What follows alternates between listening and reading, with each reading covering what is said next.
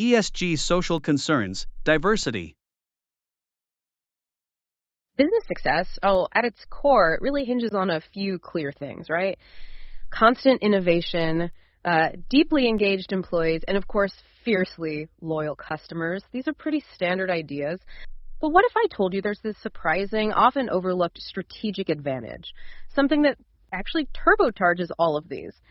It's a concept that goes way beyond just ticking boxes for compliance. It taps into true competitive advantage, radical inclusion. Today, we're taking a deep dive into a really eye-opening report. It's from the International Labor Organization, and it's called Putting the I in ESG, Inclusion of Persons with Disabilities as Strategic Advantage of Sustainability Practices for Corporates and Investors. And we'll be weaving in some complementary insights, too, from reports like The Future of Diversity, Equity, Inclusion, and Belonging 2023, The Power of Difference and the Urgency of Belonging, and the Top Challenges of Diversity in the Workplace.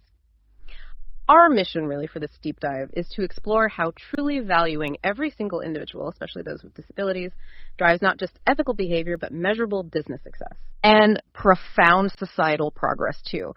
We're going to unpack why this isn't just about, feeling good or checking a box. It's about unlocking immense value. Okay, let's unpack this then. We hear ESG thrown around a lot. It's kind of a buzzword. But to really get how radical inclusion fits in, let's quickly level set on what we actually mean by environmental, social, and governance criteria. It's basically how companies manage their impact, on the planet, their relationships with people, and their internal operations. It's a whole view, a holistic way of looking at a company's long-term sustainability and, frankly, its ethical footprint. Exactly. And what's really interesting here, when we zoom in on the social pillar, the S in ESG, is that it covers a company's relationships with its employees, its suppliers, customers, the communities where it operates, all of that.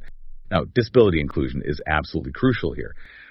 But it's often the aspect within this S component that gets, overlooked.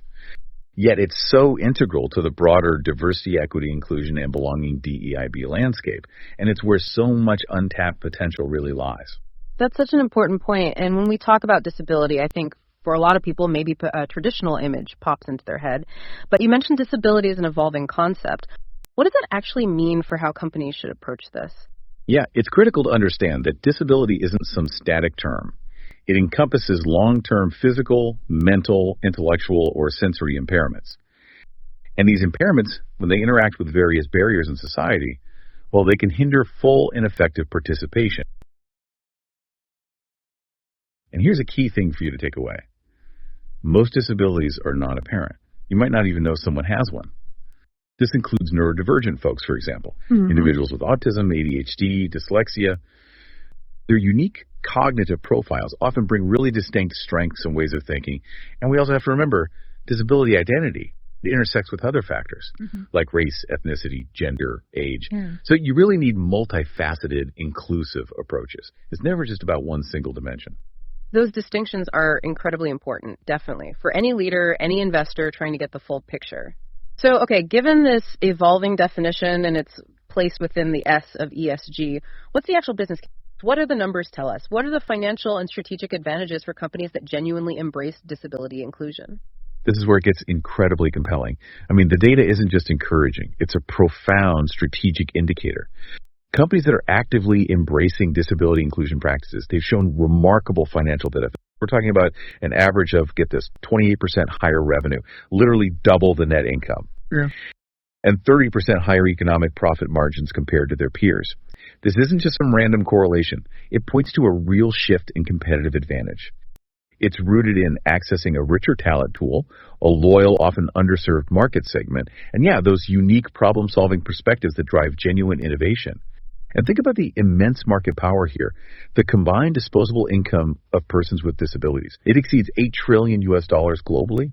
And when you include their friends and family, that's about 3.3 billion people. It expands to over $13 trillion annually. 13 trillion, that's enormous. It's a massive consumer group.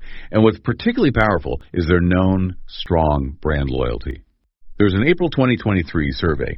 It found an astounding 84% of U.S. adults have a favorable view of companies that include people with disabilities in their advertising. And 80% said they wanted to increase their business with companies like that. So for businesses, this isn't just about goodwill, right? It's about connecting with a deeply engaged and influential market. Okay, so we've covered the huge upside of inclusion. But like any strategic decision, there's the flip side, isn't there? The significant risks companies face when they fail to prioritize these things.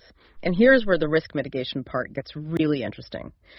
Research from Moody's Analytics, it highlights that ESG controversies, especially the social ones, often lead to pretty significant lasting drops in a company's stock market value.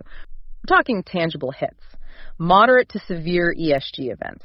They can cause stock market losses of anywhere from Manic at 1.3% up to NAC at 7.5% over a year. And specifically social, the S events, are particularly potent. For instance, having 3 or more S controversies in just 1 month. That can lead to an average stock loss of negative 2.1%. This is material risk we're talking about, way beyond just minor fluctuations. Precisely. And this clearly shows that proactive disability inclusion isn't just about, doing good. It's a crucial strategy for mitigating very real financial and reputational risks. Risks that can directly impact the company's market value and its long-term resilience. Ignoring this segment or just mismanaging social dynamics, it clearly comes with a measurable cost.